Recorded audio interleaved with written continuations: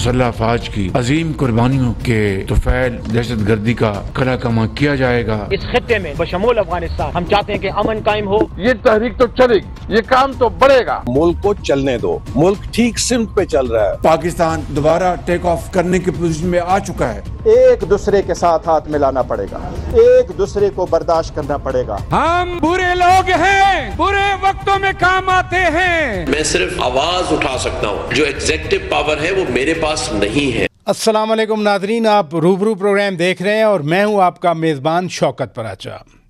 एक तरफ तो अफरा तफरी, हेजान अंगेज़ी, तनाव, टकराव, ये पाकिस्तान की एक पिक्चर है। दूसरी तरफ डेवलपमेंट, माशी बहाली, रोज़गार के लिए सरमायाकारी और तिजारत, बैरूनी तिजारत बढ़ाना, ये दूसरी पिक्चर है। तो पाकिस्तान कहाँ खड़ा है इस वक्त? एक तरफ तो दोस्त ममालिक अमेरिका, चीन, सऊदी अरब, कतर, मुत्तहिदा अरब अमारात पाकिस्तान के साथ पार्टनरशिप को आगे बढ़ा रहे हैं। दूसरी तरफ खतूत हैं, दूसरी तरफ टाइम मैगज़ीन में आर्टिकल है कि पाकिस्तान में लाकानूनियत है, पाकिस्तान में कानून की हुक्मरानी नहीं है, ये बहुत रिस्की मुल्क है। एक तरफ सुप्रीम कोर्ट कहती है कि पार्लियामान में जाकर अपना किरदार अदा करते हैं, दूसरी तरफ से कहा जाता है कि ये हुकूमत तो फार्म 47 वाली हुकूमत है। माजी की गलती ना दोहराते हुए पीटीआई पार्लियामान में मौजूद है, लेकिन पार्लियामान का किरदार सुप्रीम कोर्ट क्वेश्चन करती है कि वहाँ आप क्या करते हैं। पाकिस्तान इस वक्त कहाँ पर है? क्योंकि डायलॉग की सूरत भी नज़र नहीं आ रही। हम तज्जिया समझ लें, हम राय समझ लें, हम इनसाइट समझ लें। अहम मेहमान आज हमारे रूबरू हैं साबिक गवर्नर सिंध जनाब मोहम्मद ज़ुबैर साहब, बहुत शुक्रिया सर आपने वक्त दिया। जनाब फ़हद हुसैन साहब, सीनियर एंकर पर्सन तज्जियाकार, बहुत शुक्रिया आपने वक्त दिया। जनाब मदर अब्बास साहब, सीनियर तज्जियाकार, आपने वक्त दिया। गवर्नर साहब, मैं आपकी तरफ आता हूँ। हुकूमत के लोग कहते हैं कि हम एक फॉरवर्ड लुकिंग एजेंडे पर गामज़न हैं, दूसरी तरफ अपोजिशन ईद के बाद एहतजाज की तैयारी कर रही है। पाकिस्तान किधर जाता नज़र आ रहा है आपको? एक तो पराचा साहब, दो डिफरेंट चीज़ें जो आपने कहा ना, एक तरफ ज़ाहिर है आपका इशारा हुकूमत की तरफ था जो कि डेवलपमेंट और दूसरी चीज़ें करने की कोशिश कर रही है, फॉरेन डायरेक्ट इन्वेस्टमेंट लाने, ये हुकूमत का तो काम ही यही है। दूसरी तरफ अपोजिशन है जो कि खतूत भी लिख रही है और कंसर्न्स भी शो कर रही है। और ये भी मैं आपको बता दूं कि मईशत की जजमेंट अलग होती है, लेकिन सबसे ज़्यादा इम्पॉर्टेंट होती है कि आपका जो पॉलिटिकल एस्पेक्ट है कंट्री का वो कहाँ है। और वो अगर आपने अभी रिसेंट देखा वो तज्जिया, एक नहीं दो तीन हमारे पास इंडिकेटर्स आए हैं। एक इंडिकेटर इकोनॉमिस्ट का जो इंटेलिजेंस यूनिट है उसका है कि Pakistan is an authoritarian state, और ये न्यूज़ नहीं है पाकिस्तान के लिए, और उसके रीज़न्स हैं बिहाइंड डैट कि चाहे उसमें 2024 के इलेक्शंस के हवाले से जो है, जो कि 26वीं अमेंडमेंट के हवाले से है, जो पी का लॉ जो आप लोगों के ऊपर सबसे ज़्यादा लागू है उसके हवाले से है, आपके अपने भाई एंकर पर्सन्स को ऑफ एयर किया हुआ है इस वक्त।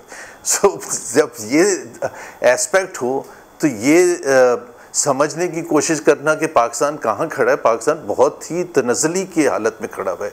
और मैं आपको ये भी बता दूं कि जब आवाम का जो रिएक्शन होता है, हसीना वाजिद के ज़माने में बड़ी तरक्की हुई थी, from a low income country to a mid income country वो लेके आई थी, ये इसमें कोई दो राय नहीं है। पाकिस्तानी थकते नहीं थे हवाला देते हुए कि बांग्लादेश ने कितनी तरक्की की है, लेकिन जो सबसे ज़्यादा इम्पोर्टेंट इंडिकेटर था और वो बड़ा इम्पोर्टेंट था कि she cannot manipulate, she cannot rig election, she cannot treat the opposition with the kind of brutality that she was doing it.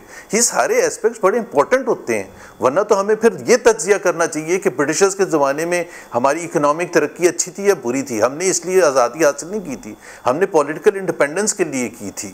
और अयूब खान के वक्त में भी इकोनॉमिक तरक्की हुई थी, ज़िया के ज़माने में भी 6% से ज़्यादा ग्रोथ था, लेकिन दोनों का तख्ता हुआ। और आज हम मुड़ के जब देखते हैं तो हम कहते हैं नहीं, हमें उस किस्म का निज़ाम नहीं चाहिए। और मैं ये नहीं कह रहा बाय द वे कि बड़ी ज़बरदस्त तरक्की हो रही है इस वक्त। जो पिछले 3 साल जो कि जब से ये हुकूमत आई है 2022 जुलाई से लेके 2025 जून तक का अगर आप एवरेज जीडीपी अगर एज्यूम करते हैं 3% ग्रोथ रेट होती है तो 1.7% होगा एवरेज 3 साल का। ये लोएस्ट इन पाकिस्तान हिस्ट्री है 3 साल का एवरेज अगर आप लें, सो तरक्की भी नहीं हो रही है। और उसका एक इंडिकेटर मैं आपको बिल्कुल साफ बता देता हूँ कि अगर आज सऊदी अरेबिया, यूएई और चाइना अपने पैसे वापस ले लें तो अगले हफ्ते पाकिस्तान डिफ़ॉल्ट कर जाएगा।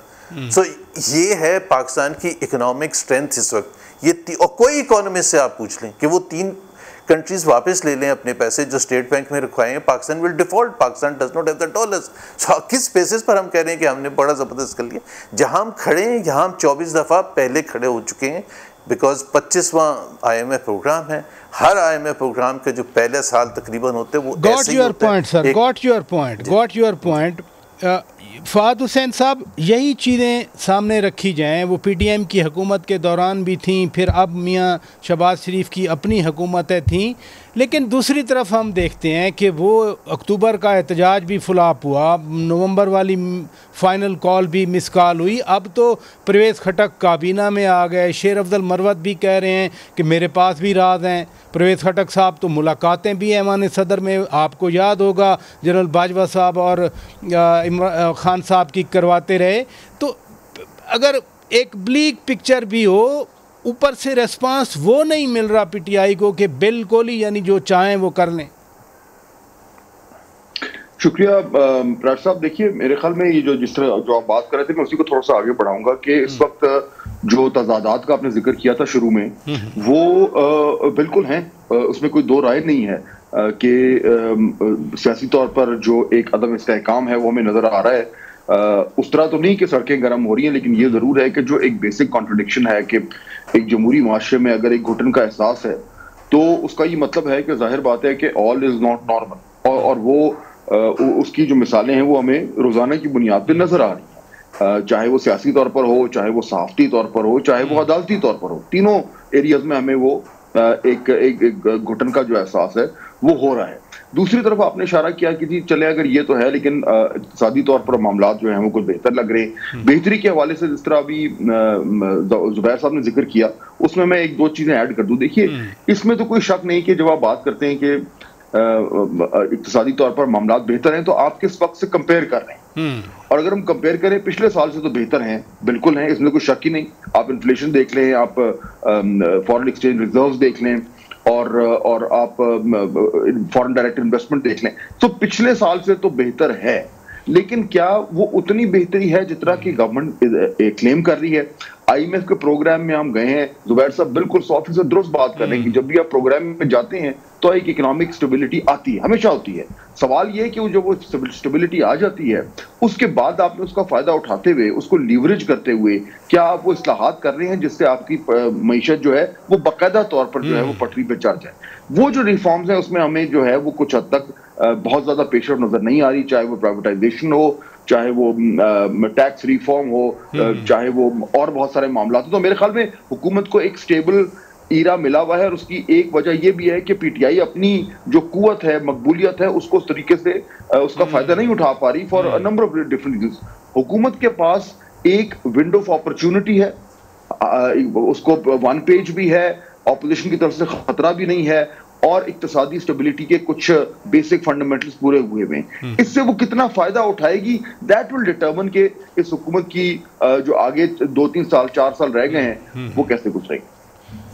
मदर अब्बास साहब, अगर पिछले साल के कंपैरिजन में अच्छे इंडिकेटर्स हैं, मसलन महंगाई की शरह कम हुई है, तो एक तरह का गुड फील एक बन रहा है फैक्टर। इस गुड फील फैक्टर के होते हुए ईद के बाद जो एहतजाज की तैयारी है या तहरीक की तैयारी है, आप क्या देखते हैं, होगी मोबिलाइजेशन? शुक्रिया फराजा साहब। पहली चीज़ तो ये कि मुझे नहीं पता कि महंगाई का पैमाना क्या होता है, महंगाई होने का और महंगाई कम होने का। मैं तो रोज़ाना बाज़ार जाता हूँ, चीज़ें ख़रीदता हूँ, मुझे तो महंगाई में कमी नज़र नहीं आती। मुझे तो कोई चीज़ें या बता दें मुझे कि अगर मैं गलत हूँ तो ये बता दें। मैं उन अशियाए की भी बात नहीं कर रहा जो कि ऊपर नीचे होती रहती हैं हर दौर में और हर मौसम में, मौसमी जो है वो होती है। लेकिन मैं तो बहुत ठोस चीज़ों की बात कर रहा हूँ कि उसमें किस तरीके से क्या पैमाना है महंगाई की कमी का, ये कोई हुकूमत वाला बता दे मुझे, विफाकी अपना वज़ीर ख़जाना या कोई और बता दे कि मैं कौन से पैमाने पे देखूँ कि एक आम आदमी की सतह पर महंगाई मुझे कम नज़र आए। दूसरी बात ये कि बिल्कुल इकोनॉमिक इंडिकेटर्स बड़े अच्छे मुस्बत हैं, लेकिन उसका हम इस्तेमाल कैसे कर रहे हैं? यानी जो चीज़ें बेहतर हो रही हैं हम उसका इस्तेमाल इस तरह कर रहे हैं कि हमने काबीना की तादाद बढ़ा दी उसमें, बजाय इसके कि और कम करें हमने 50 के करीब जो है वो वजीर रख लिए। सिंध में आप देखें तो तर्जुमानों की एक फौज है जिसको भर्ती कर लिया गया, किसी को कुछ नहीं पता कि वो उसको क्या ड्यूटी है। तो हमारा जो खर्चा है, हमारी जो माजरत के साथ अय्याशियाँ हैं और शाह खर्चियाँ हैं, उसमें आप देख लें कि हम किस तरीके से पैसा खर्च कर रहे हैं और जो है किस मद में पैसा खर्च करें। तो कोई चीज़ अगर बेहतर हो रही है तो बजाय इसके कि उसे कंसोलिडेट करें, हमने फौरन अपने जो है खजाने जो हैं अपने जो है रहनुमाओं पे खोल कर रख दिए हैं उसमें।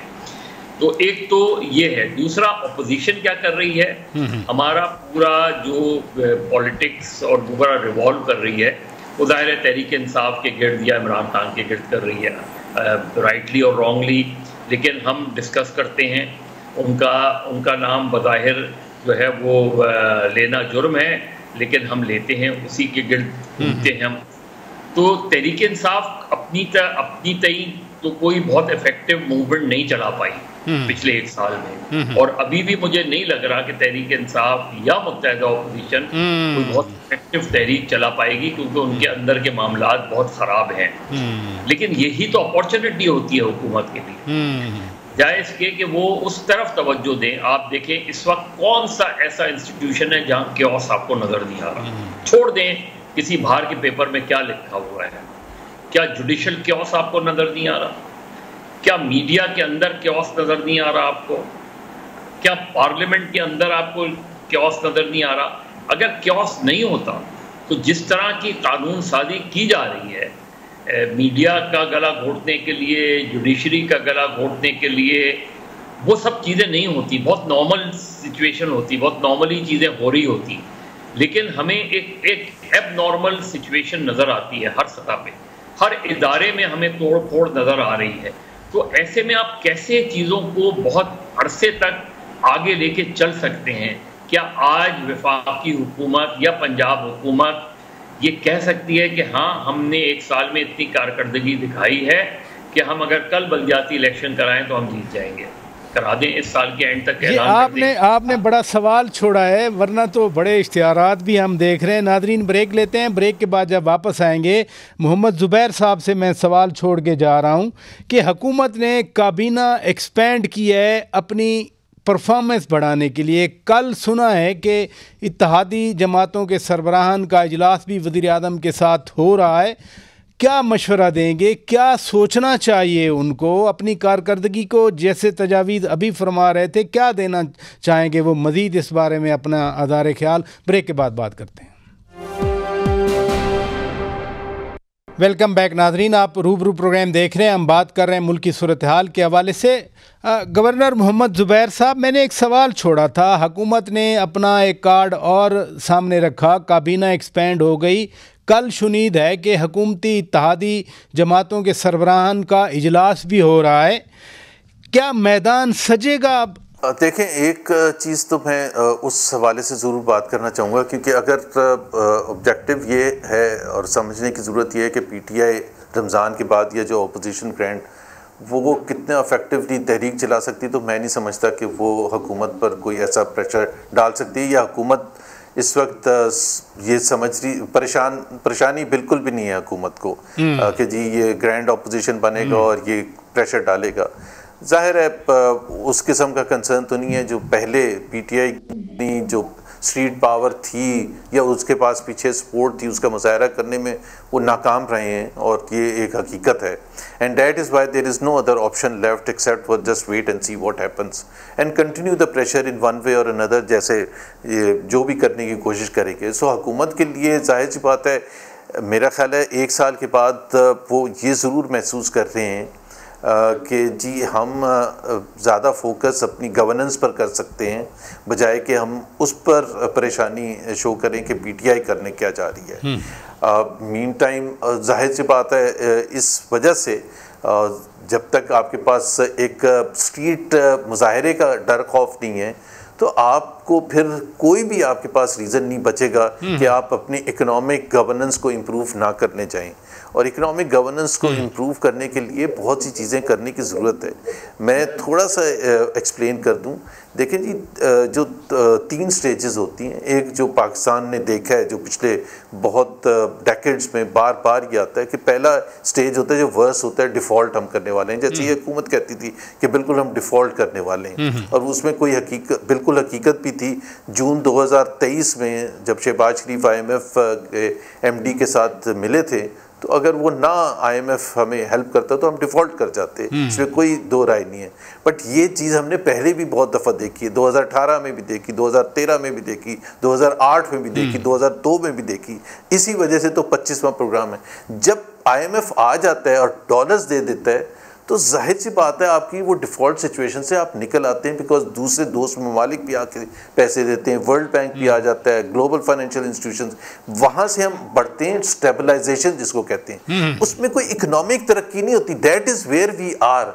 उसमें कोई तरक्की नहीं होती, प्लीज़ ये अंडरस्टैंड करें। और उसकी 2-3 बड़े सिंपल से इंडिकेटर्स हैं। पाकिस्तान का जो मिडिल क्लास है, उसकी परचेजिंग पावर आज से 2 साल के मुकाबले में बहुत ज़्यादा कम है। यानी कि कुव्वत ख़रीद उसकी, जो जितनी उसकी इनकम है उसके मुकाबले में कमज़ोर हुई है। और उससे ज़्यादा इम्पॉर्टेंट कि इन्फ्लेशन बिल्कुल नीचे आई है, लेकिन inflation, the pace of increase, जो मज़र साहब अभी बात करें, द पेस ऑफ इंक्रीज है स्लो डाउन, विच मीन्स कि परचेजिंग पावर और कम हो रही है हर महीने। और तीसरी बात यह है कि जो बहुत गरीब तबका है 2024 में, उसमें मजीद 1 करोड़ 30 लोगों का इजाफा हुआ है, गुर्बत की लकीर से नीचे जो लोग गए हैं। सो अगर तो हम इकोनॉमी की जब हम बात करते हैं कि बड़ा अच्छा हो गया है, अगर आप एक अमीर तबके की बात कर रहे हैं तो बिल्कुल उनके लिए फ़ायदा हुआ है। उनको सिर्फ ये डर होता है स्टेबलाइजेशन जहाँ हम खड़े हैं, यहाँ से ग्रोथ जिसमें अवाम को, मिडिल क्लास को, लोअर तबके को फ़ायदा होगा, वो कैसे जाते हैं, that is the big challenge. ये बड़ी अहम बात की आपने, बड़ी अहम बात की। अल्टीमेटली तो हुकूमत का यही काम या मकसद या फ़र्ज़ होना चाहिए कि अवाम की खुशहाली की तरफ जाए। फ़ाद हुसैन साहब, तकरीबन अभी तक की डिस्कशन में तो ये कंसेंसस हुआ है कि तहरीक या एहतजाज ईद के बाद कोई ज़्यादा मसला हुकूमत के लिए नहीं बना सकता। ऊपर से ट्रंप कार्ड की इंतज़ार थी, वो भी मेरा ख्याल है अभी तक तो कुछ नहीं हुआ। इस सूरत में जब हुकूमत कॉन्फिडेंस दिखा रही है, काबीना में एक्सपेंशन हो रही है, थोड़ा सा अगर हाथ बढ़ाया जाए अपोजिशन की तरफ, उनकी बात सुनी जाए, को मुज़ाकरात की कोशिश की जाए। आखिर अदम इस्तेहकाम, सियासी तनाव की तो आप भी बात कर रहे हैं ना, मौजूद है।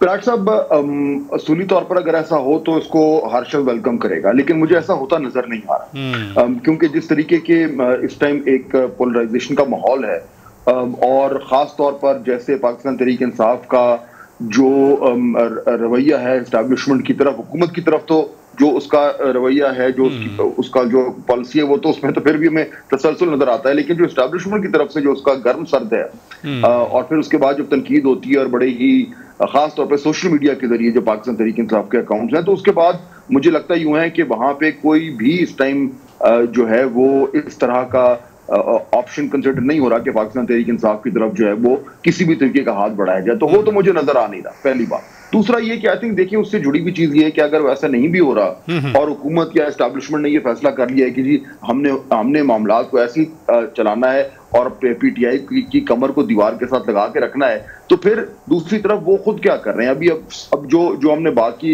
इकोनॉमी की, अब उसमें देखिए मेरा नुक्ता तो ये है कि ठीक है जी, उसमें कुछ हालात कुछ स्टेबल तो हो रहे हैं, लेकिन दूसरी तरफ जो हम सहाफती मामलात की बात कर रहे हैं या अदालती मामलात की बात कर रहे हैं, उसमें हमने ये बात कर ली कि किस तरीके से हमारे ऊपर बहुत सारे प्रेशर्स आ रहे हैं। लेकिन एक अगर आप मुझे इजाजत दें तो एक जो अच्छी चीज मुझे नजर आई, जिसका जिक्र कम होता है, वो ये, मैं कुछ लोगों से बात कर रहा था जो बड़े सीनियर लेवल पे अदालती जराये से, और वही कह रहे कि ठीक है जी, जो अब 26वीं तरमीम है और उसके बाद जो आईनी बेंच बना है और दीगर मामलात है, वो तो बिल्कुल है, उन पर तनकीद हो रही है, वो सही है। लेकिन उसके साथ साथ एक डेवलपमेंट जो हो रही है वो ये कि जी जो नए चीफ जस्टिस हैं, जस्टिस याहिया अफरीदी साहब, अब नए तो नहीं है खैर, अब तो कई महीने हो गए, उन्होंने एक one of the key agendas that he is kept is कि जी ये जो डेथ रो पे जो हमारे प्रिजनर्स हैं, उनका जो बैकलॉग है उसको खत्म करना है। फौरी तौर पर, और उस पर स्पेशल बेंचेस बनने शुरू हो गए हैं और वो बैकलॉग क्लियर होना शुरू हो गया। अच्छा, अब अगर ये हो जाता है, दावे तो हम पहले भी सुनते रहे साहब हमेशा, लेकिन अगर ये हो जाता है तो एटलीस्ट वो कहते हैं कि कोई कहीं ना कहीं में कोई सिल्वर लाइनिंग नजर आ रही है। तो हमारी सियासत के साथ साथ जहां पे गवर्नेंस की बात हो रही है, उसमें इकोनॉमी के साथ साथ जो क्रिमिनल जस्टिस सिस्टम के इस्लाहात हैं, अगर वो हो रहे हैं और उसमें अदालत और खासतौर पर चीफ जस्टिस खुद इसको पुश कर रहे हैं और उसमें बेहतरी हमें नजर आ जाती है, तो मेरे ख्याल में हमें उसको भी वेलकम करना चाहिए। मदर अब्बास साहब, हम अगर पीटीआई की स्ट्रेटेजी भी देख लें, चूंकि हम सियासत की बात कर रहे हैं, तो वो भी पहले सोलो फ्लाइट पे थे। अब हम देखते हैं कि शायद खाकान अब्बासी साहब भी आ रहे हैं, अचकज़ई साहब को पहले लिया था, मुस्तफ़ा नवाज़ खोखर साहब को भी ले रहे हैं, लेकिन मौलाना फजलुर रहमान साहब अभी भी उनकी शमूलियत कहीं फ्लिप फ्लॉप है। क्या मसाइल हैं कि मौलाना फजलुर रहमान साहब आ जाएं, वो क्यों नहीं आ रहे? क्या रिजर्वेशन आपको नज़र आती हैं? देखिए, उसकी बहुत सिंपल सी वजह है कि मौलाना फजलुर रहमान या JUI की जो स्ट्रॉन्ग बेस है वो खैबर पख्तूनख्वा है, और तहरीक इंसाफ की स्ट्रॉन्ग बेस भी खैबर पख्तूनख्वा है। बिल्कुल सही फरमाया। तो एक कॉन्फ्लिक्ट ऑफ इंटरेस्ट तो वहाँ है ना, बड़ा सीरियस, कि अगर फर्ज करें एक ऐसी सूरत हाल निकल आती है, JUI और PTI जो है वो आगे बढ़ते हैं और तहरीक का हिस्सा बनते हैं, और उसके नतीजे में तहरीक इतनी इफेक्टिव हो जाती है कि हम नए इंतखाबात की तरफ जाते हैं, तो फिर क्या होगा? क्या JUI और PTI मिलके इलेक्शन लड़ेंगे? क्या जहां से JUI लड़ेगी वहां PTI अपना उम्मीदवार नहीं खड़ा करेगी? मेरे ख्याल में मौलाना फजलुर रहमान इन चीज़ों को बहुत करीब से देखते हैं, इन बातों को। नहीं, ये देखें ना मदर अब्बास साहब, वो तो खैर जब इलेक्शन होगा, मैं तो अभी की बात कर रहा हूँ। मेरे भाई अभी सूरत हाल बेहतर होगी तो आगे चीजें होंगी ना।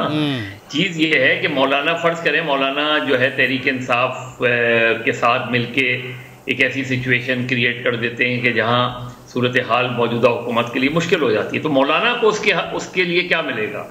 जब तक मौलाना को इस चीज की एश्योरेंस ना हो कि सूरत हाल आगे किस तरीके से तब्दील होगी, उस वक्त तक मेरा ख्याल है मौलाना इस तहरीक का हिस्सा नहीं बनेंगे। तो फिर ट्रंप कार्ड मौलाना साहब के पास आ गया ना? नहीं, ट्रंप कार्ड तो पता नहीं यूक्रेन के सदर के पास है या नहीं, मैं उस अंग्रेजी वाले ट्रंप अमेरिकन सदर की बात नहीं कर रहा, ये जो मुहावरा है ट्रंप कार्ड में, उसकी बात कर रहा हूँ। नहीं, देखिए, ट्रंप कार्ड तो उस लिहाज से बिल्कुल मौलाना के पास है। देखिए, दो जमातें हैं जिनके पास स्ट्रीट पावर है, JUI और जमात इस्लामी, और तहरीक इंसाफ के पास इलेक्टोरल पावर है। तो अब इन तीनों की कॉम्बिनेशन जो है वो बड़ी लीथल हो जाती है मौजूदा हुकूमत के लिए। जमात इस्लामी तहरीक इंसाफ के बारे में उनकी रिजर्वेशन इस हद तक है कि वो किसी के इजलास में भी नहीं आते जमात इस्लामी वाले, और JUI की कुर्बत बड़ी है यकीनी तौर पे तहरीक इंसाफ से। तहरीक इंसाफ का जो रवैया JUI के साथ था, अब वैसा रवैया कम अज कम माहौल कुछ बेहतर हुआ है। इजाज़त दें तो मैं आपसे ही शुरू कर दूंगा, और मैं सवाल भी छोड़ता हूं कि ये जो नफ़रत है, हेट है, या तनाव है, या टकराव है, नीचे जाने की बजाय ये और बढ़ेगा एक ऐसे वक्त में जब दहशतगर्दी ने और लाकानूनियत या अमन व अमान के हवाले से खदशात मज़ीद गहरे होते जा रहे हैं। हमें कोई रास्ता मिल सकता है कि हम सारी कौम इत्तफाक राय पैदा करें, बजाय इसके कि हम अपोजिशन इत्तेहाद की बात करें, हम सरकारी इत्तेहाद की बात करें। ब्रेक के बाद मदर अब्बास साहब से जवाब लेते हैं। Stay with us. Welcome back नाजरीन, आप रूबरू प्रोग्राम देख रहे हैं। मदर अब्बास साहब, हम बात कर रहे हैं कि इधर अपोजिशन अलाइंस मजबूत कैसे हो जाए, उधर सरकारी इत्तेहाद की भी कल शुनीद है, मीटिंग हो रही है। ये तो पूरी कौम को मुत्तहिद होने का वक्त है। देखिए, मुत्तहिद होने का वक्त है, लेकिन मुत्तहिद कौन करे? जाहिर है हुकूमत की सतह पे जो है वो उस तरह की एफर्ट्स नहीं है। एक बातचीत जो शुरू भी हुई, मेरे लिए वो नॉन स्टार्टर थी, इसलिए कि बातचीत तो शुरू हुई, लेकिन जो बयानात की तलखी है, जो अल्फाज की तलखी है, उसमें कहीं कमी नज़र नहीं आई। यानी मुज़ाकरात के एक तरफ मुज़ाकरात हैं, फिर उन्हीं के मुज़ाकराती टीम के लोग जो है वो टेलीविज़न पे बैठ कर एक दूसरे को गालियाँ देते हैं। तो इस तरह तो कौमी इत्तेहाद नहीं बन पाता। फिर दूसरा सूरत हाल बलूचिस्तान और खैबर पख्तूनख्वा में बड़ी मुख्तलिफ है। केपी में मैंने JUI PTI की बात की, एक और जमात वहाँ बहुत मजबूत हो रही है, वो PTM है। इसी तरह बलूचिस्तान में जो दीगर जमातें हैं उनको एक तरफ रखें और जो है मारंग बलोच को एक तरफ रखें। तो अब क्या, जब आप कौमी इत्तेहाद की बात करते हैं, तो आपके यहाँ कोई ऐसे एलिमेंट्स हैं जो इन सबको एक टेबल पर बैठा सकते हैं, इन सबको अक्रॉस द टेबल बैठा सकते हैं, और उसमें सियासी मामला भी डिस्कस करें, उसमें अदालती मामला भी डिस्कस करें, और उसमें कौमी यकजहती पैदा करने के लिए कोई फार्मूला हो। ये जब तक, और ये इनिशिएटिव आमतौर पे हुकूमतें लेती हैं या बरसर इख्तिदार जमातें लेती हैं, वो हमें इनिशिएटिव लेता हुआ नजर नहीं आ रहा। वो यही चाह रहे हैं कि बस उनकी हुकूमत रहे और बाकी सबसे हाँ मईशत पे बात कर लें, फलां पे बात कर लें। एक ब्रॉडर एजेंडा आपको डिफाइन करना पड़ेगा अगर आप वाकई कौमी यकजहती चाहते हैं, और उसमें आपको दूसरे बहुत से मामलात ऐसे हैं जो आपको अच्छे नहीं लगते, लेकिन उन मामलात को डिस्कस करना बहुत ज़रूरी है, उनका हल निकालना बहुत ज़रूरी है, इसलिए कि पॉपुलर सपोर्ट उन मुतालबात की तरफ है। इसलिए आपको उन्हें बैठाना पड़ेगा, उन्हें जोड़ना पड़ेगा अपने यही तो मदर अब्बास साहब मसला है ना, कि कैसे बैठें और कौन बिठाए। फहद हुसैन साहब, ये इत्तफाक राय के हवाले से जो मैं बात कर रहा हूँ, मसलन दहशतगर्दी है, बड़े सानियात रोज़ाना हो जाते हैं, नौशहरा में, अकोड़ा खटक में भी हो गया। अब KP गवर्नमेंट कह रही है, PTI की हुकूमत कह रही है कि हम अफ़गानिस्तान से बराह रास्त मुज़ाकरात करते हैं। रेड लाइन पाकिस्तान की रियासत ने कहा हुआ है, ये जो TTP वाले वहाँ पना। जी मदर अब्बास, आप 2014 के नेशनल एक्शन प्लान को खोल कर बैठे हैं, 2013 के कराची ऑपरेशन के प्लान को खोल कर बैठे हैं, और देखें कि उसमें क्या क्या चीज़ें डिसाइड हुई थी, और अगर नहीं हुई तो क्यों नहीं हुई और किससे नहीं हुई। चले, पॉइंट आ गया। मैं फहद हुसैन साहब की तरफ जाता हूँ। ये जो मैं आपसे गुजारिश कर रहा हूँ, रेड लाइंस हैं अफ़गानिस्तान में सेफ हेवन्स TTP की, अब PTI उनसे मुज़ाकरात करना चाह रही है। पहले भी सीज़ फायर के नाम पे उनको इधर बसाया गया, और फिर जो एक मैनेज ख़त्म किया था वो आ गया। PTM के साथ बात करने की बात उमर अयूब साहब करते हैं, मारंग बलोच के साथ मिलने की बात करते हैं। ये ऐसे माहौल में हुकूमत या रियासत किस तरह साथ बिठाएगी? अगर कोई बात करता है तो कहा जाता है NRO मांग रहे हैं वो। नहीं प्राज साहब, इसलिए मैं तो पहले भी ये कह रहा था कि मुझे तो ये बर्फ पिघलती नजर नहीं आ रही, और बल्कि शायद मामलात जो हैं वो और ज्यादा कशीदगी की तरफ जा रहे हैं। अब देखिए ना, ये जो अभी आपने जिसका जिक्र किया कि PTI ने जो ऑफर की कि जी हम खुद जाके बात करते हैं, ये तो पहले भी कई बार इस हवाले से बात हो चुकी है, और मेरे ख्याल में ये तो सबको पता ही है कि जहां पे खारजा ताल्लुकात की बात आती है तो वो तो वफाक का डोमेन है, और ये तो पॉसिबल है नहीं कि सूबे जो है वो अलग से जो है इन मामलात में जो है वो अपनी मुदाखलत करना शुरू कर दें। तो ये तो नॉन स्टार्टर है, लेकिन द वेरी फैक्ट कि वो जमात बार बार ये कह रही है, ये उससे ये भी क्लियर है कि वो एस्टैब्लिशमेंट को एक बार फिर जो एक रेड फ्लैग दिखा रही है। तो यही जो मैं पहले बात कर रहा था कि पाकिस्तान तहरीक इंसाफ यानी ये जो मुज़ाकरात की बात करना, तड़ी लगाना है इधर तरीके से बिल्कुल है कि भाई जब वो कहा जा रहा है बार बार एक तरफ से जो है वो सेंटर से ये आ रहा है कि जो हमारी जीरो टॉलरेंस है TTP के खिलाफ, और जो पोजीशन है उसमें तो ये तो कहीं भी नहीं है कि जब उनसे बैठ के बात करते हैं तो एक सूबा अगर अपनी डगर जो है वो चल रहा है तो वो जाहिर बात है वफाक को एक तरीके से जिस तरह आपने कहा कि तड़ी लगाने की बात है। और प्रॉब्लम एक्चुअली मुझे यही नजर आ रहा है कि हमें कोई एक सर्टेन कंटिन्यूटी ऑफ पॉलिसी नजर नहीं आ रही PTI के हवाले से, वो क्या करना चाह रहे हैं, और इसीलिए शायद हुकूमत जो है ना उसके पास कोई इंसेंटिव है कि वो उनसे बात करें, और ना ही मेरे ख्याल में उनका कोई इंटरेस्ट है कि उनको उनके साथ को बात करें। चुनांचे मुझे सियासी तौर पर तो कहीं से भी कोई भी जो है वो नरमी जो है या लचक नजर नहीं आ रही।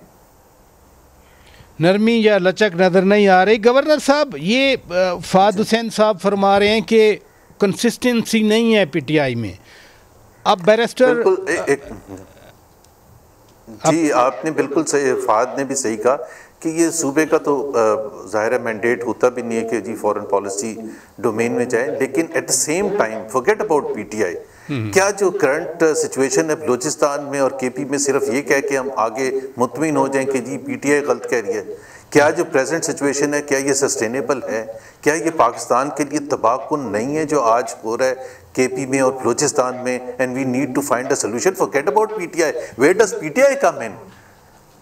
जो रियासत है उसने सोल्यूशन देनी है, जो हुकूमत पाकिस्तान है उसने सोल्यूशन देनी है। Things are getting going from bad to worse. इसको अगर हम एक्नॉलेज ही नहीं करने के लिए तैयार हैं और ये बात ही नहीं करने के लिए तैयार हैं कि जी इसका हल क्या है, तो पीटीआई को तो छोड़ दें, लेकिन हमें बता देना कि जो रोज जो हो रहे हैं, धमाके हो रहे हैं, लोग शहीद हो रहे हैं, हमारे यंग ऑफिसर्स शहीद हो रहे हैं, जवान शहीद हो रहे हैं, एक माहौल बहुत ज्यादा खराब है इस वक्त, तो उसका कोई ना कोई सोल्यूशन तो निकलना है। And it has been going on for years and years and years, और हम वहां बैठे कि जी हमारी रेड लाइन है। मेरे हिसाब से कोई रेड लाइन नहीं होनी चाहिए। एक गुजारिश और भी है जो सुप्रीम कोर्ट भी बार बार कह रही है कि आप पार्लियामेंट में जाएं, पार्लियामेंट में किरदार अदा करें। पार्लियामेंट में हैं भी सही, लेकिन वो 47 की हुकूमत कह के ताने दे के बाहर निकल आते हैं। असल फोरम तो पार्लियामान का होता है, वहाँ क्यों नहीं बहस होती? अच्छा, एक चीज तो देखें राजा साहब, कोई भी चीज आइसोलेशन में नहीं होती। अगर आप दबा के डरा के एक चीज आप समझ रहे हैं कि जी पार्लियामेंट एक ऐसी पार्लियामेंट जिसके पास कोई मैंडेट नहीं है, उसको आप गन पॉइंट पर फोर्स करके लोगों को कहें कि पार्लियामेंट में हल कैसे हो सकता है? क्या जब मुशर्रफ साहब की हुकूमत थी उसका हल परमानेंट हो गया था, या ज़ियाउल हक की, या इवन इमरान खान के वक्त की? नहीं होगा, कभी भी नहीं पाकिस्तान आगे बढ़ेगा जब तक आप एक प्रॉब्लम को रिकग्नाइज नहीं करेंगे।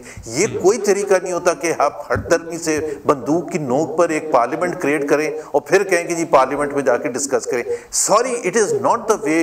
कोई महजब ममालिक इस तरह से बात करते हैं। और जहां तक आप कहते हैं कि जी मुत्तहद होकर एक कॉमन ग्राउंड सोचा जाए, जमहूरियतों में डिफरेंस ऑफ ओपिनियन होता है और वो डिफरेंस ऑफ ओपिनियन रिकॉग्नाइज भी करना चाहिए, चाहे वो इकोनॉमी है, चाहे वो फॉरेन पॉलिसी है, चाहे वो दहशतगर्दी के है। एक चीज बिल्कुल क्लियर है, मेरे पास कोई सोल्यूशन नहीं है कि जी ये कैसे हल होगा दहशतगर्दी का। ये आपने दुरुस्त फरमाया, आपने दुरुस्त फरमाया। जब हम भी ये गुजारिश करते हैं कि मिलकर कोई हल निकालें, हम भी मर्जर नहीं कह रहे होते, लेकिन नेशनल प्लान ऑफ एक्शन 2014 में वो एक स्पिरिट तो थी। बहरहाल बहुत शुक्रिया साबिक गवर्नर मोहम्मद जुबैर साहब, जनाब फाद हुसैन साहब, जनाब मदर अब्बास साहब। नादरीन इजाज़त दीजिए, खुदा हाफिज़।